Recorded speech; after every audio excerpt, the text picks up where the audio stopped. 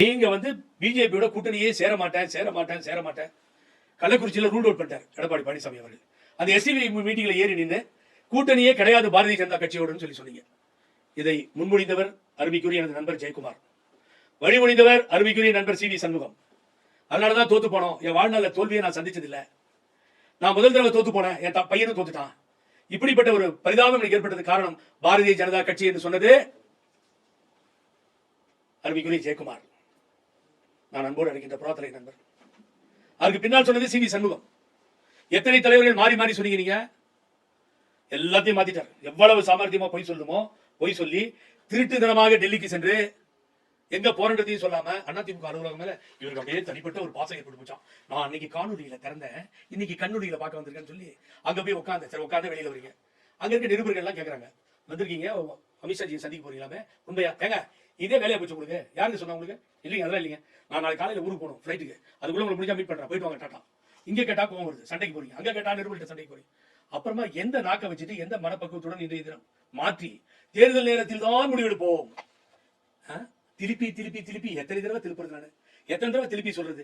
இன்றைக்கு நான் சொல்றேன், தேர்தல் நேரத்தில் முடிவெடுப்போம். பிஜேபியோட கூட்டணி இருக்கா, சும்மா இருக்கா, அப்ப அந்த நேரத்தில் பேசிக்குவோம். அப்ப எந்த வாய் சொல்லிச்சு உடனே கூட்டணியில பிஜேபியுடன் சொல்லி? இது ஒரு டிராமா. சோ 1000 பழனிசாமி பார்ப்பதற்கு தகுதி படைத்தவர் உள்துறை அமைச்சர் அமித்ஷா அவர்கள்.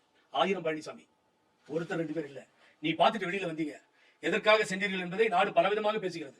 ஆபத்திலிருந்து காப்பாற்றிக் கொள்வதற்கா, ஈடி பின்னால் சுற்றுகிறதா, இன்கம் டேக்ஸா தெரியாது, என்னென்னவோ பேசிக்கிறாங்க. வெளியில நீங்க வந்த உடனே அமித்ஷா என்ன பண்ணாரு?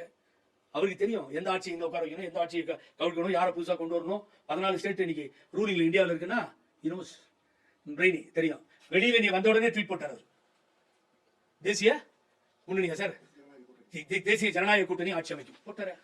நீ பிளைட் கூட வந்துருக்க மாட்டேன், ஏர்போர்ட் ரூம் கூட போயிருக்க மாட்டீங்க.